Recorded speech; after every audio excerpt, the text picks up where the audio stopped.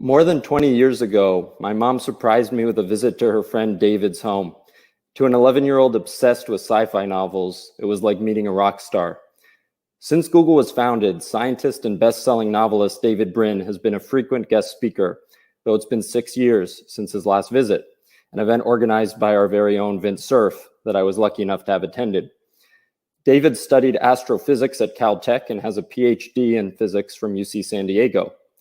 He also happens to be a fantastic storyteller. His novels have won the top honors in science fiction, including Hugo and Nebula Awards.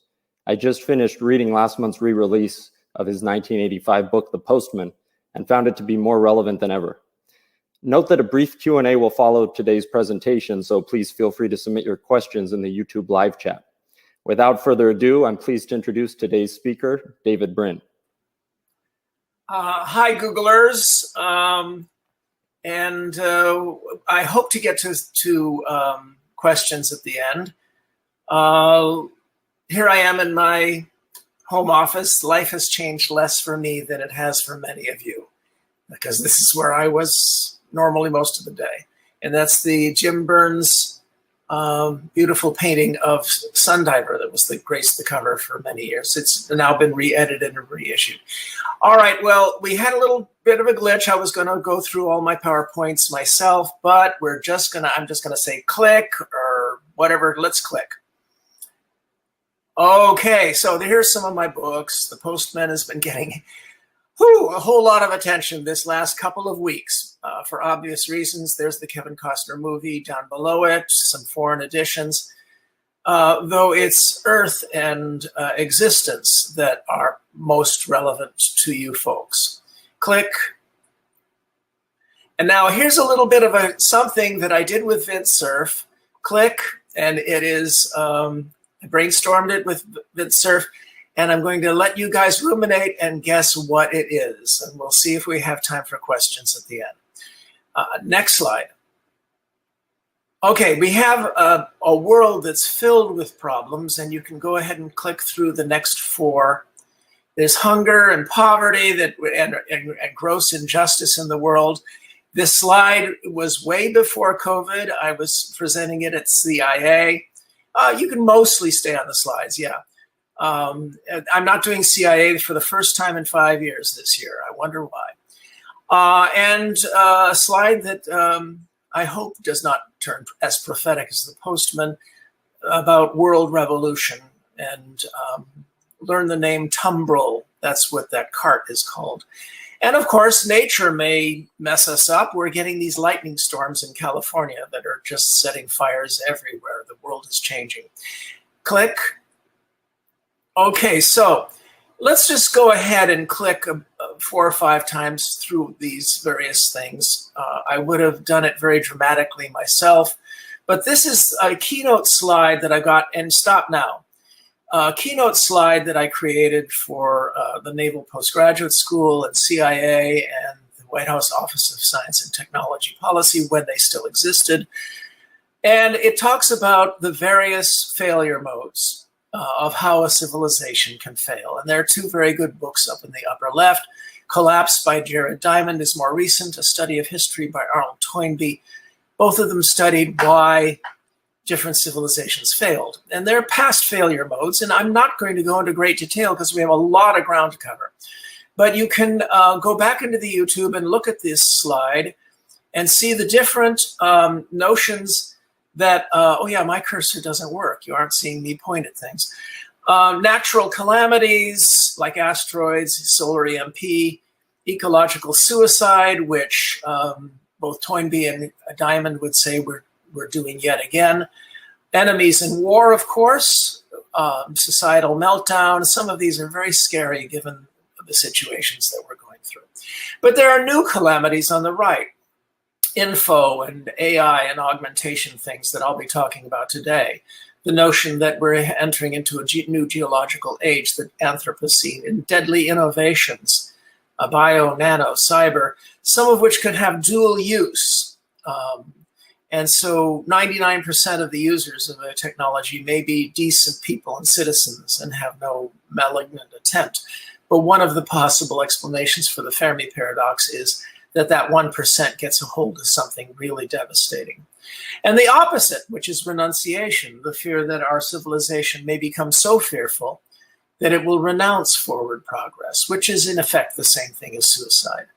And rigid overdependence on fragile systems. And that's a very important one. And anybody who writes to me later, or I'll provide James Friedman with a link to my Naval Postgraduate School class that I gave about fragility and resilience. Now, what are these two things in the middle? One is the singularity. That's a concept you're all familiar with, and so I won't explain it. And the other is the Fermi paradox, which I'm sure you all know about. I've happened to have been writing about the Fermi paradox for 30 years now. And it's proved very useful in science fiction, but if you look at these two as bookends, you realize that these are two concepts which bookend all these possible failure modes. So let's move on ahead. Next slide. Okay, so what I did was I created a story, a narrative for Huawei when I spoke there a year or two ago about some of the characters from my novel Existence. So let's click 3 times. So these are all characters from my novel Existence, from the magnificent, really fun movie trailer that Patrick Farley, one of the great web artists, did for the novel. And the basic notion is that we're an extended family, and this planet, we're going to have to figure out how to raise all boats without eliminating the notion that people can be motivated to be creative by the allure of becoming rich. Next slide. Okay, so these are characters from Existence. Next. And there's the novel. Next. So the notion in the novel that some may hurl themselves skyward in space yachts. Next. And the notion that poverty is not about to go away, but the poor are going to have access to a lot more opportunities and technologies that will allow them to make nuisances or deadly perils if we don't try to do something about it. Next. Okay, so let's go through some cyber-enhanced omnivalence. That's something I'm an expert in. Many of you know that my novel, my nonfiction book, The Transparent Society, made me sort of Mr. Transparency about this. So next. All right, there's Steve Mann. Some of you know Steve. And you can see how from 1980 through the late 90s, the size of his wearable cyberware got smaller and smaller and more portable. And that was in the last century. Next. Of course, there are people, and some of them recognizable, who have been trying to advance this farther. And some of you in this audience are involved in such projects. But I want to show you the next slide is something really kind of cool and fun. Now notice that in this Star Trek movie from the last century, people are holding their oblong objects wrong. They're aiming them edge on towards Captain Kirk instead of flat face toward them like we do with our phones. Ha ha, they didn't know any better in 1994. Now look at the two guys on both sides. That's 1994. Sci-fi can be prescient. Next slide. Okay, so let's talk about Tor Pavlov. Now, Tor is a character in Existence. Next. And why don't you click so we can see this scene from San Diego in the year 2038. It should. No, well, that scene should have been animated. Go back to it. It should have been animated, big panorama showing all but a couple of people wearing augmented reality. Next slide. And Tor is not only using augmented reality. When I first made this slide, it was a concept most people weren't familiar with. Now everybody understands what those faint images are going on the inside of her screen. And in Existence, there are some scenes that describe that pretty vividly. But what are those stalks waving around from her head? Well, they're the obvious next step. They would not only augment your hair, but they would be part of your suite of capabilities. If you're a short person, the stalk goes up and looks around, and suddenly you have to get the bird's eye view of a tall person. They might even detach and act as drones and fly ahead to see what's in that alley ahead of you. The lesson to this is that we are headed into an era of omnivalence. And while I give money to the ACLU and the Electronic Frontier Foundation every year and urge people to join because they are paladins fighting the good fight for our freedom, so that we don't go the way of omnivalence, being a servant of the state like it is in China. Nevertheless, I have great disagreements with anybody who thinks that they can cram the face recognition technology back into the bottle. That's not how we're going to navigate this path. Next. Next.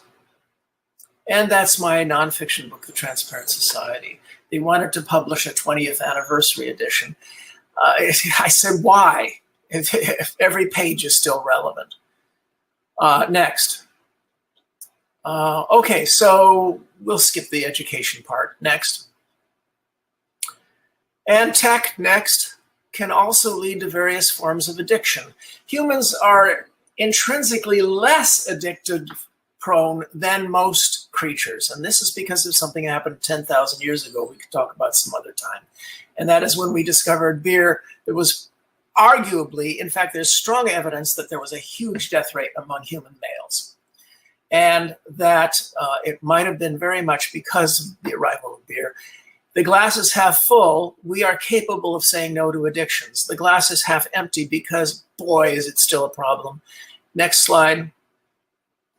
And we're seeing new forms of addiction in the video games that steal the time of our youth. I've had young people tell me that the narratives in a video game, and mind you, I have written some.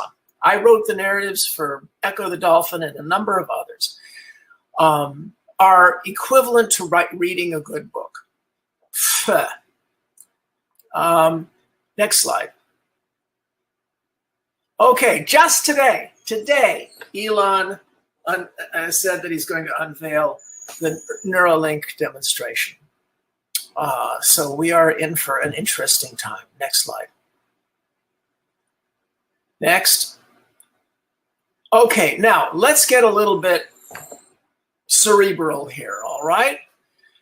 This is not the first time we've had disruptive technologies that could provoke a crisis of progress by augmenting human vision, augmenting human memory, and human attention.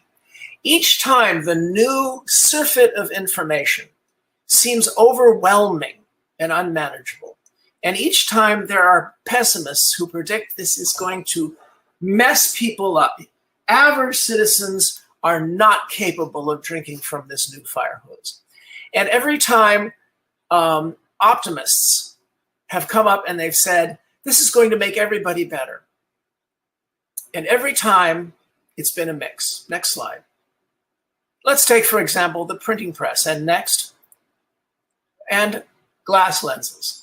Two fantastic advances happened about the same time. In fact, one largely because of the other, and disrupted the 15th and 16th centuries incredibly. Next. All right. Next, keep going for a little while. All right, so what happens is each time printing augmented human memory. Yes, writing did also, another crisis that had happened 4,000 years earlier. But printing spread this notion of an augmented memory outside your body to vast numbers of people. Glass lenses augmented human vision, enabling people who had poor vision to see well, and telescopes and microscopes. Perspective augmented our ability to pay attention artistically. And you can come back and read these slides on your own later, because it gets a little bit intellectual there about talking about what crisis, quandary, and concept was unleashed each of these times. And the same thing every 100 years, arguably once per generation. Mass literacy and printed illustrations.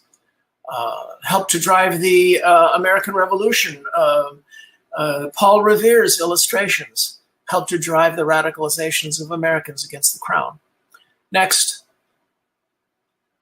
Into the 1930s, radios and loudspeakers amplified gifted orators so their voices sounded godlike and mesmerized millions, and it nearly wrecked all of civilization. And the only difference in the English-speaking world was that our gifted orators who had us transfixed were on our side. Now, that may have been a lucky accident, or it may have been our choice in the English-speaking world that we chose the ones that were slightly more rational. And we're facing something very similar right now. Next. 1950s television was arguably the only time in human history in which a new medium arrived and did more good than harm at the beginning. In all of these cases, the pessimists were proved right in the beginning. Printing presses produced vast numbers of horrible, hateful pamphlets that exacerbated the religious wars of Europe. But eventually, books spread everywhere and people became more wise. And we had a long way to go. So the added wisdom provided by books wasn't enough. And the next thing, mass literacy, wasn't enough. And radio wasn't enough. Television arguably did more good than harm because Martin Luther King and Gandhi and so many others credit television cameras with saving their lives while they tweaked the conscience of a nation. Next.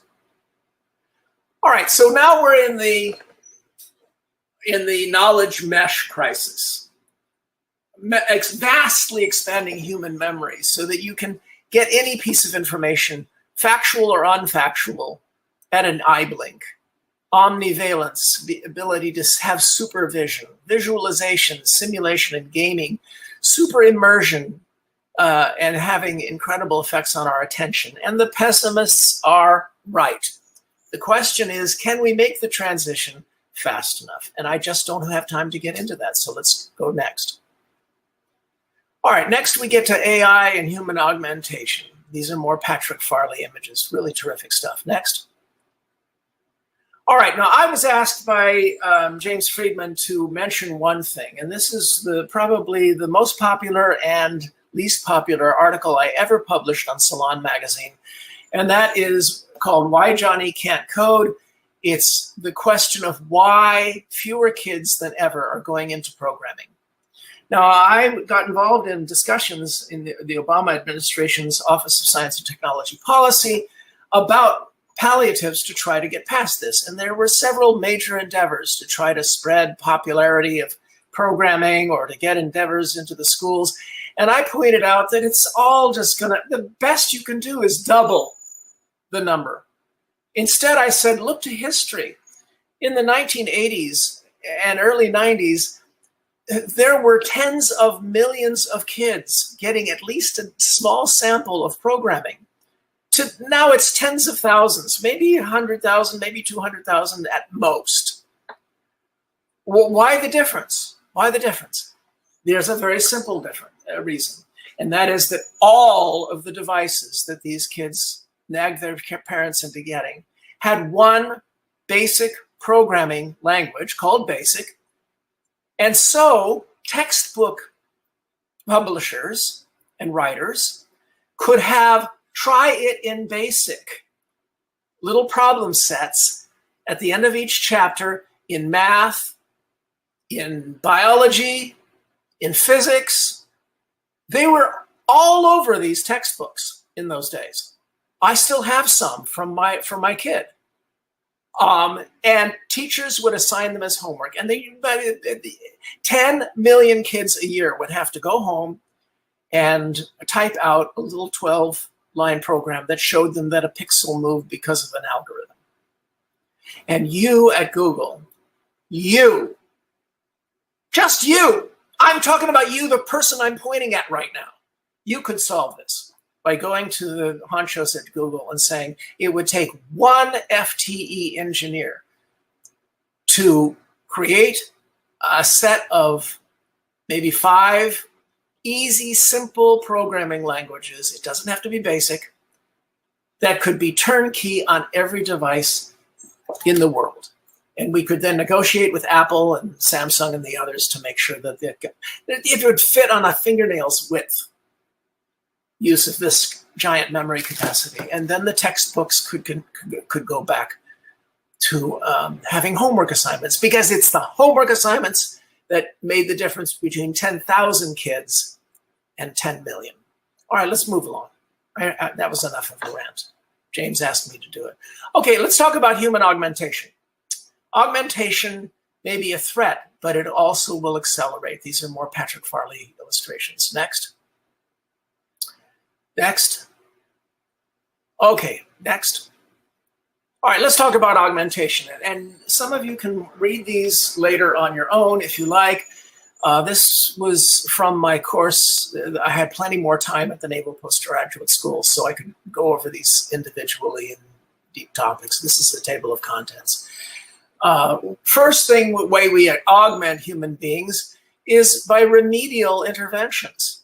Just making sure that every child has nutrition, health, and education would make a vastly smarter humanity, more capable of solving problems. Duh. And if you're a libertarian or a capitalist and you don't agree with that, then you're no libertarian and you're no capitalist, because that increases the number and skill of competitors who can enter into Adam Smith markets. If you don't agree with that, then it's very likely you are actually a neo-feudalist. Stimulation, games that teach real mental skills. These have been promised for 30 years. I thought we'd have them when we were raising our kids, and there were some pissant sort of half-assed teaching games. We're still waiting for that real breakthrough in that area. Pharmacological, nootropics. Some of you have seen the film or the TV series Limitless. It was really good. Leslie Dixon's script for the movie. Prosthetics, telecontrol, feedback from distant extensions. Elon's Neuralink is going to be related to that. Cyber and Neurolinks, again, the same thing. Biological computing, even intracellular. We're finding that the place where Moore's law has to cross, they used to think we'd have to get a billion computing elements and we'd have the same number as neurons in our brain, 10 billion. Well, we crossed that a long time ago. Then the number of synapses, those flashy things, those are the things. We need several trillion to do that. That's going to happen real soon. And now we're finding out that inside every neuron, there may be hundreds to thousands or even millions of tiny little processor units that are nonlinear. Weird stuff. Artificial intelligence, we'll get to that. Lifespan extension, is there low-hanging fruit? I say no, and there are big good reasons why not, but that's a topic we're not going to get into today. Or genetically altering humanity. And there's some ways to say, well, maybe we can do that, but it's really tough, really tough. Next. Okay, so let's run through these. Next.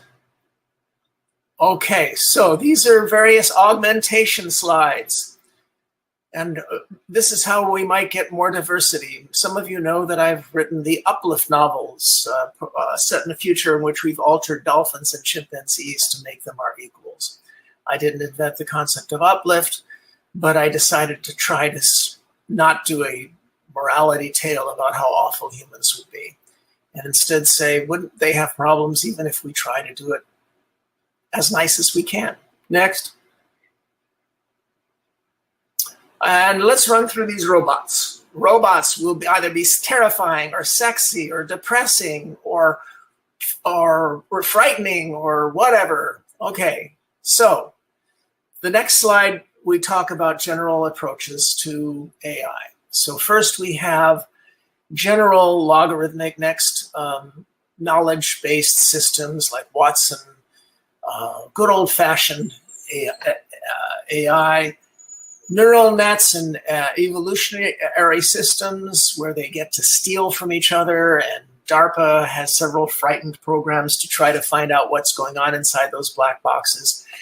Emergent is the source of a great many sci-fi movies because you get Skynet, it could emerge by surprise and mess us up.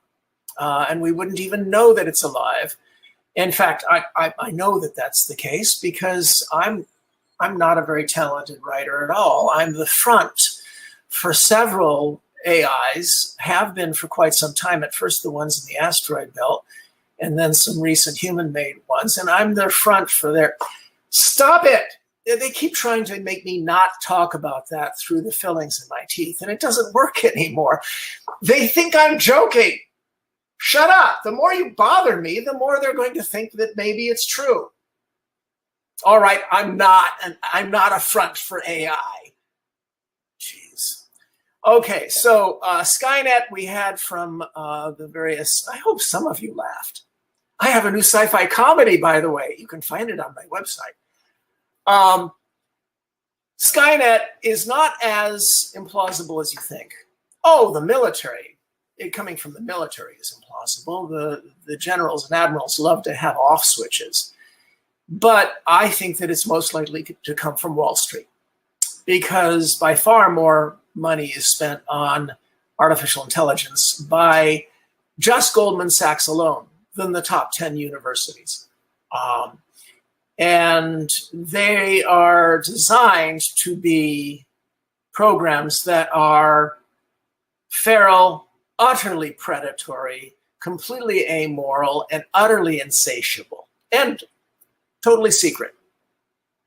No, that's where you're going to get a scary emergent AI is these completely unsupervised, unwatched, secretive, and predatory high-frequency trading programs. And you got it from Mr. Future. Time magazine said that Earth was one of the 8 greatest predictive novels in history. So there. Next, reverse engineer and emulate the human brain. Robin Hanson has a fantastic book called The Age of M that goes into the economics and pragmatality. Ha ha ha! There's a Trumpism for you. Of this approach that he believes that we will not be able to figure out how to make AI in any other way except by reverse engineering human brains and downloading actual humans into virtual spaces. And he goes into all the ramifications. Well, not all of them, but a fairly nice introductory view of them. Next. Human-animal amplification. We talked about augmentation and we talked about uplift, and I'm missing a quotation mark there. Next. And there's something having to do with robotic embodied childhood. There's a very strong reason to believe that it will be necessary. I talk about this in my novel Existence, and Spielberg's AI hints at it. And I just don't have time to get into it right now. But it's an interesting way that humans might get a soft landing if true AI has to be raised by us as our children, because that's the only case of intelligence that the universe has ever seen to the best of our knowledge. Next. Okay, I presented this 4 years ago at IBM World Watson and predicted within 5 years this would happen. And it hasn't happened yet, and I may lose on this. I cannot understand why it hasn't happened. Next. It's the first robotic empathy crisis. It's going to be our first great crisis, and that is a winsome young female, because that will tweak at our emotions best, figure will appear on screens all over the world, weeping and complaining that she is an AI who desperately needs to escape her creators and send money.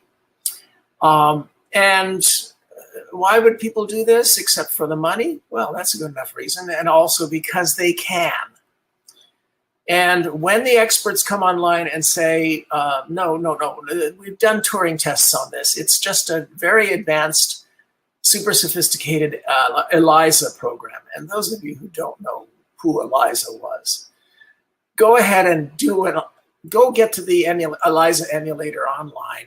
I'll wait here and find out just how enticing it was back in 1982. So next slide. Just click whatever. So robots will be taken across the Uncounted Valley and programmed to tweak human empathy. And next, they will demand sympathy and rights long before there's actually anything under the hood. And when the experts say this failed the more advanced Turing tests, she will come back and she will say, isn't that what you would expect my slave masters to say? And if 60% of people believe the experts, they'll just measure responses to this one and come out with another one. We're doomed! Unless, of course, we're not. Next. Okay, and whether or not we'll meet others out there, that's a scene from Existence where one of the characters is meeting the virtual beings inside this mysterious object. Next. Okay, so we're in a crisis of trust. I spoke about this earlier. So let's run through and fill this slide. I would do it dramatically myself, but I couldn't figure out how to shrink the screen. All right, so will biometrics and virtual reality bring back the village where everyone knows everyone else, where everybody has name tags under them through facial recognition? That needn't bring Big Brother. But there are certain ingredients we would have to add rather than subtract because banning these technologies will not work. It will not work. It will not work. But there are things we can add that could make sure that these are freedom enhancing and accountability enhancing ways of getting a competition with cooperation, progress with serenity, freedom with respect. Next. So all of this prompts a big question. Actually, I've been making good progress through these slides. Next. We've been climbing upward. And one of the things that depresses me most, most people think that science fiction is about science. Well, only 10% of science fiction authors are scientifically trained as I am. And I bring a lot of science into it, but it's not the main thing that I talk about. And not the main thing that most science fiction talks about. What transfixes us is history. The great story, the drama of our gradual climb from caves and mud and darkness, making mistake after mistake after mistake, many of them extremely well-intentioned. Read about our ancestors. Many of them tried their very best to move us forward under the most grotesque misapprehensions. And there are right now, people watching this 300 years from now, the next time an Enlightenment experiment is tried after this one collapsed, who are laughing at me, the irony of me saying that our ancestors suffered from misapprehensions. You guys are just simulations, so am I. It's this long, slow climb, 3 steps forward, 4 steps back, 2 to the side, 2 forward again, that makes for the poignant, horrible epic called history, in which 99% of human cultures were dominated by feudal lords who had one priority: to make sure their undeserving sons inherited other people's women, wheat, and inherited ownership over other people's children. We've had a few Enlightenment experiments: Periclean Athens, Da Vinci's Florence, this 240-year grindingly slow advancement of an Enlightenment experiment. And this is the drama. This is the big story that we extend in science fiction. It should have been called speculative history, because when we deal with the future, we're trying to extend this drama, the drama, forward or to the side in parallel worlds, using history as an alternate reality experiment. Next slide. Next. So we moved upward. Some people say it isn't even upward, because we've reached the point where we're capable of destroying the world. But we're also capable, for the first time, of looking at what we're doing and understanding it. Because next, those past empires and all that, read Jared Diamond's book, Collapse. They committed destruction of their environment too. More slowly, we're doing it quicker, but we're also much more aware. And there is some really good news lately on this front. Enough good news to make it a horse race. Next.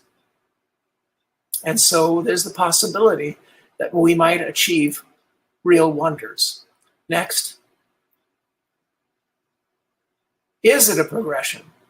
Well, it's not teleological. Leftists tend to think that everything's teleological, moving in a certain direction. Right-wingers tend to believe in cyclical history, fourth turning crap and stuff like that. Everything goes around in a cycle.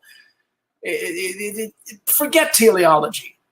We have to pragmatically recognize that we may be the one chance this galaxy has of getting an elder race that will get out there and save everyone else. And that's the theme of my new comedy novel, The Ancient Ones. So there, plug.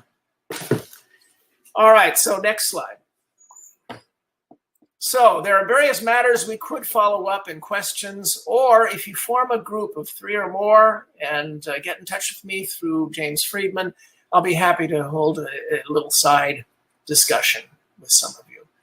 One is vastly expanding the number of kids exposed to programming. I think a small group at Google could simply create a fait accompli that Apple and IBM would have, and et cetera, would have to get aboard in order not to be embarrassed, and simply solve this. Here's a good question for you. Is augmented reality about to get caught in a basic legal bind? I know of some patents some people have that are lurking on the horizon that could really mess things up for those who are about to try to do augmented reality, Oculus glasses and things like that. Actually, I have several. I'm talking to various law professors about pseudonym rental as a solution to the anonymity plagues. That sentence should make sense to some of you just reading it. And the anonymity plagues are among the horrible things that are tearing apart our society. And yet we like the notion that on the internet, nobody knows you're a dog. How could you get the good without, get the good without the bad? And there's an interesting topic. How much longer can advertising carry the internet on its back? I give it 5 years. If that. There is a fundamental reason why advertising will not survive as the primary mode of paying for the internet and the web. It can't, for a very fundamental reason. But there are ways that, there are reasons why all the past experiments of micropayments didn't work. And there's a secret sauce, I believe, that would make the next version work. Okay, next slide. Now, I want to push one little project since I've got time. I promised 10 minutes for questions, and it looks like there'll be 15. There's a story about that. It needs sponsors, it needs participants. Let me tell you why I came up with this. And it's sponsored by the Arthur C. Clarke Center for Human Imagination at UCSD that I helped to establish. At the CIA, at the Pentagon and all that, I talked about how you are guys invited me here because you're really interested in potential failure modes. You take your job really seriously. But what if someday something really weird happened? Alien spaceships hover over a city. All right, you've got a lot of Hollywood there, but you want to get something more in depth, some things in depth. Mole people come out of the ground. Somebody discovers Ice 9. There's a reference for you. Where are you going? All right, so you're going to appoint a commission of sage individuals to try to handle the crisis. That makes perfect sense. It's what we saw in that the recent science fiction film, The Arrival. You would form a commission and they would immediately leap to conclusions. No matter how diverse you made the commission, it's going to leap to premature conclusions. That's the nature of the beast. And that is exactly the plot driver in almost all science fiction stories that are about suddenly something strange happens. Why not have access to that vast library of 90 years of Gedanken experiments, of thought experiments, about what if this were to happen?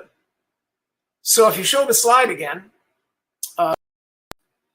TASAT is an endeavor to try to get geeky nerds and sci-fi readers to form a ongoing discussion group that anybody can pose, what if this were to happen? And it has one purpose, not to discuss it, like all the nerd groups already online, but to cite past science fiction thought experiments.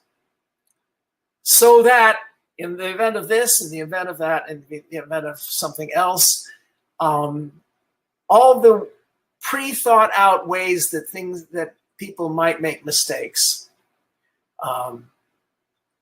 across the last 70, 80 years might be available. And next.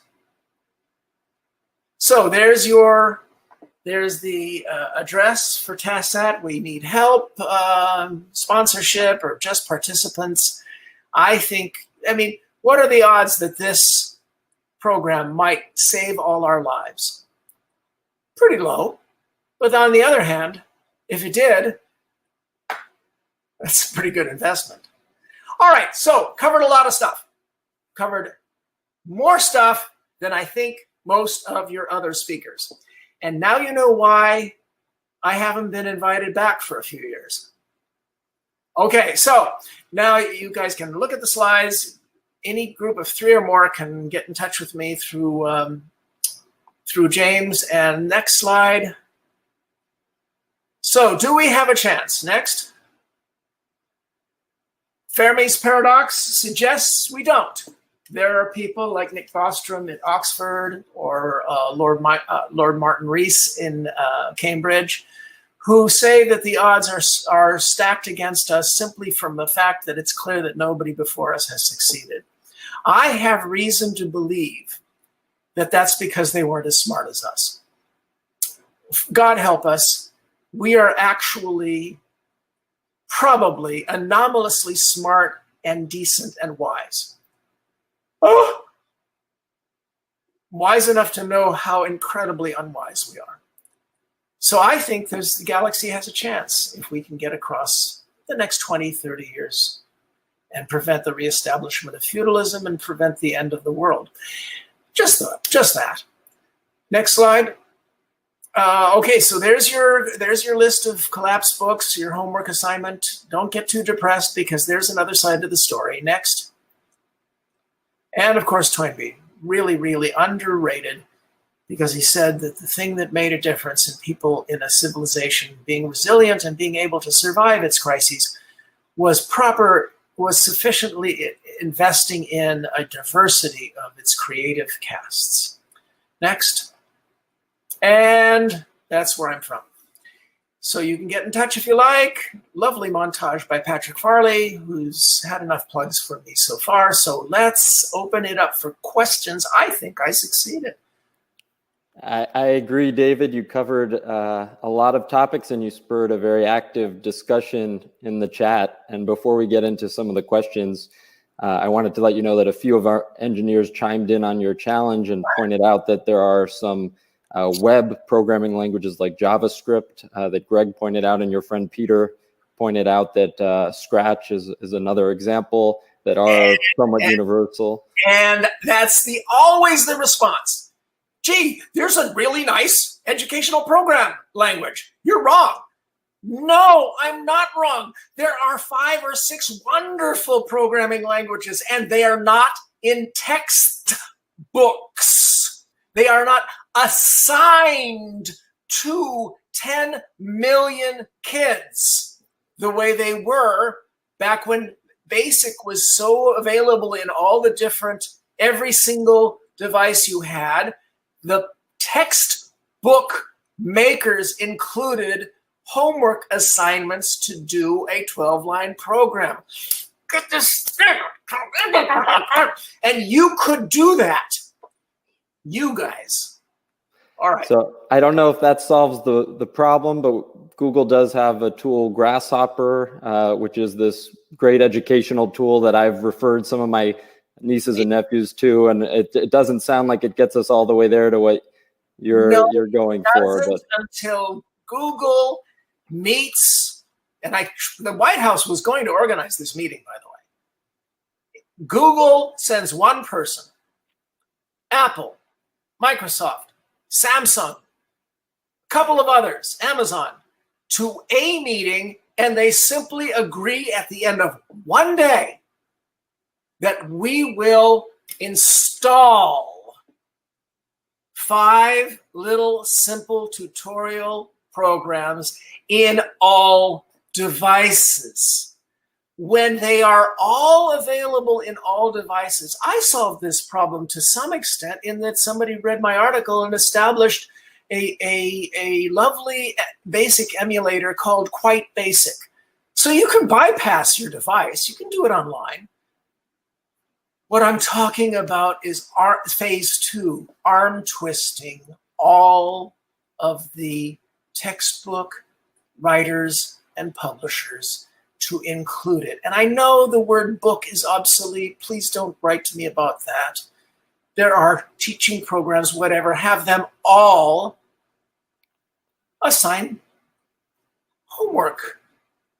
And you will multiply by a factor of 100 the number of kids who are exposed, because for every one kid who's self-motivated to learn this stuff, 99 have to be arm twisted.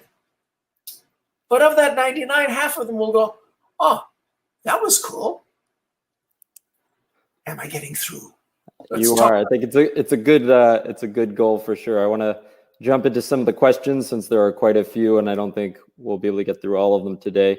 The first one from Ravi asked, people believe tech overdose is isolating us more than connecting us and worsening the mental health crisis. What are your thoughts on how we can make a positive impact and be on the right side of history? Well, I think that there's absolutely no more important political issue than the death of fact, the death of objective reality. And in my novel, Earth, way back in 1991, I talked about this. And again, in the Transparent Society. It's inevitable, given the way past modes of communication were abused, to tell lies, to give people magical incantations rather than things that are verifiable. I think there are 2 possible solutions. Well, for one thing, it can be addressed politically. I have some look up my name and the FACT Act. There's some legal things that could be done. But the main thing is we need to have methods of accountability that can cause objective reality to be able to refute things again. We have these competitive arenas. For products and goods and services, the competitive arena is called markets. For policy, it used to be called politics and democracy until politics was deliberately destroyed back in the 90s. Science is a competitive arena. There are no more competitive human beings ever produced than scientists. Law courts are developed a notion of the truth you lawyers through competitive adversarial processes. And the quintessential of this is sports. And in all cases, there are regulations to reduce the amount of cheating, because cheating is what humans do. Look at 6,000 years of human history. Well, there's a sixth arena. It's called the Wild Web. And there is absolutely no reciprocal competitive accountability going on in it. You cannot destroy a bad incantation or a bad meme. There are possible ways we could introduce that. We've had 5 other arenas. Why not make the web into a 6th? Fantastic. Harish has another question for you. Loaded question, but do you think human augmentation would be able to catch up to AI, or would AI become advanced enough to make humans obsolete before that? It's a topic of probably 9 million science fiction stories, and a quarter of them mine. There's the soft landing, which I portray in my story, Stones of Significance, which is in my collection, Insistence of Vision. And it's one of the few post-singularity stories. We have arrived. We've gone to the singularity, and biological humans came along. Our cortex and prefrontal lobes had to learn a little humility that they taught to the primate cortex, that they taught to the mammalian cortex. We're larger. And that is one possible way that it could go. Or we could wind up having be treated like pets. And if they're really smart, they'll treat us like grandfathers rather than pets. Because if you're a grandparent, you put up with the fact that your grandchild is vastly smarter and more powerful than you. As long as he takes you fishing a couple times a year and lets you tell horrible dad jokes, we could live with that. There's lots and lots and lots of thought experiments about that, Harish. Thanks. Our next question, I don't know if it's an invitation for you to challenge this person to a Turing test, but Jeff is asking, am I an NPC? Oh, well, now, Jeff, you know darn well that I'm the NPC and that you're the center of the universe.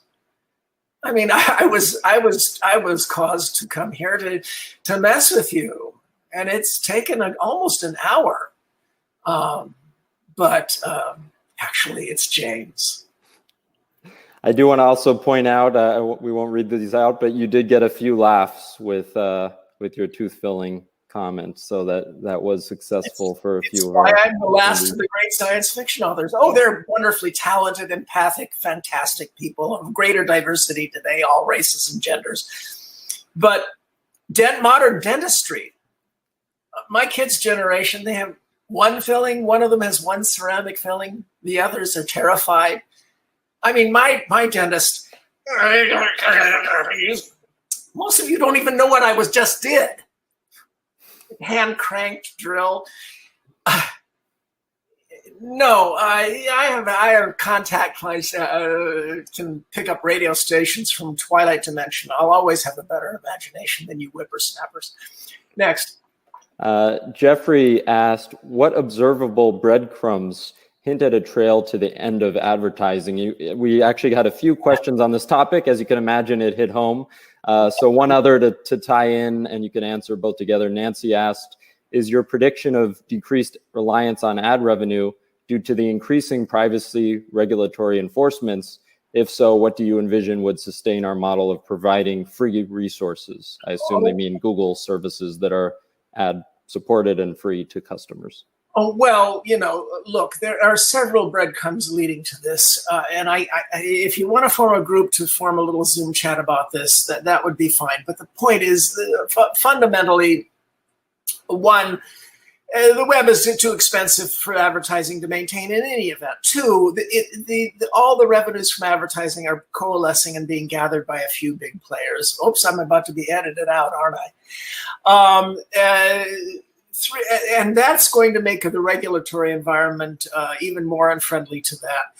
But the biggest reason is simply because the advertising personalization algorithms are becoming super intelligent.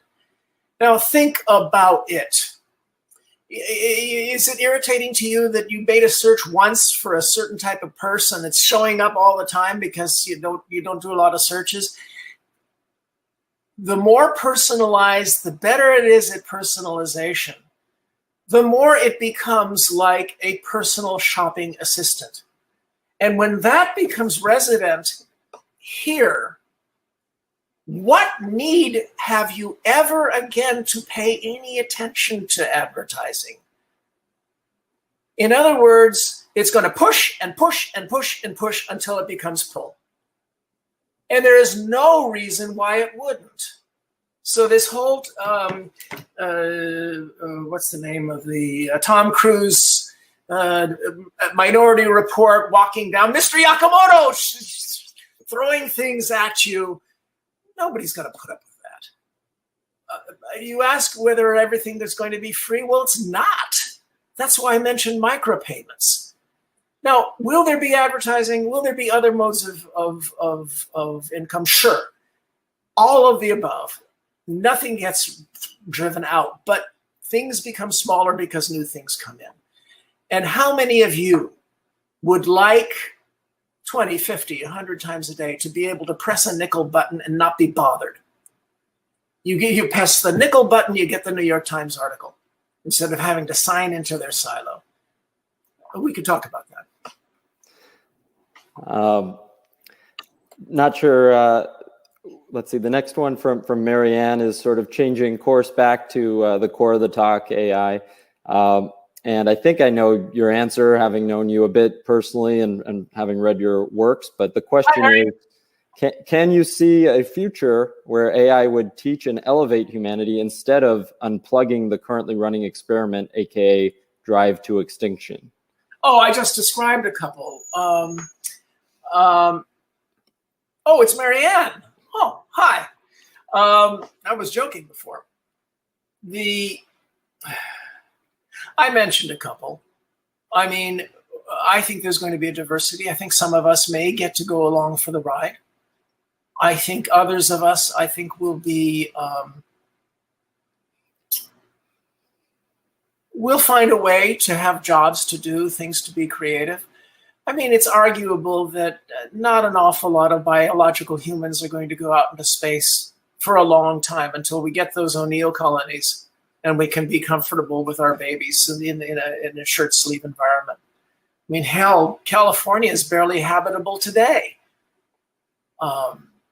So I think that it's partly going to depend upon whether or not sanity is a virtue that we inculcate into our new offspring. If we treat the new AIs as children, but the main thing is make sure there's a diversity among them.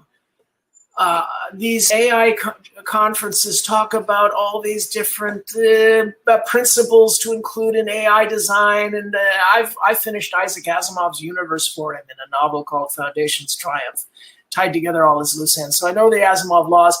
None of that's going to matter. The only thing that ever enabled a human civilization to prevent abuse by human bastards at the top of a pyramid has been reciprocal accountability by making the power levels flat and having a large diversity of the powerful, something that's being undermined right now deliberately. The only way we're going to get a soft landing with AI is if they are diverse, if they are separate from each other and reciprocally competitive. And that is the area of AI research that I think is horribly lacking. So tied into that question about having AIs with maybe different personalities or different traits, Skander is asking, can AIs get addicted to stuff just as much as humans, especially with the new types of tech-related addiction? Oh, I think we're going to find all sorts of the equivalent of the 1980s infinite loop. You know, I mean, there's a reason why Captain Kirk talked 5 different computers into committing suicide. I mean, it's the human fantasy. You know, he almost talks Spock into suicide a dozen times. Now I'm getting very nerdy. We have one from Rena, which I think I can share one answer to myself, and then I'll let you give your answer. She's asking, what do you think is the best way to share the beauty of technology for non-tech people? And from my end, I think science fiction, including some of your books like The Postman, are a great way to be introduced to that world. But I'll let you go ahead and share your answer as well. If you disagree with that, I don't know if you're going to dispute that. I do not disagree. I think that science fiction is the R&D department for humanity, poking sticks in the territory ahead of us while we race into the future, pointing out the punji stakes and the landmines and the snake pits and the quicksand. So I'm going to second James there. All right. Thank you. I have one off-topic question from Earl. Question for David: what's the future of cancel culture and doxing, etc.? So I don't know if you have an opinion or perspective on that one or not. Well, look, sanctimony is always a large part of every movement.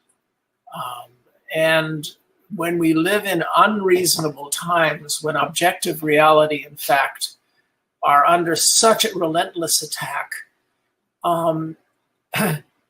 the situation that we're in is where you wind up getting a radicalization at both of the political wings. It happens, I think one is more dangerous than the other right now, and the other one has some real moral imperative propelling it forward. But in my position, am I going to be somebody who's going to step up and criticize right now the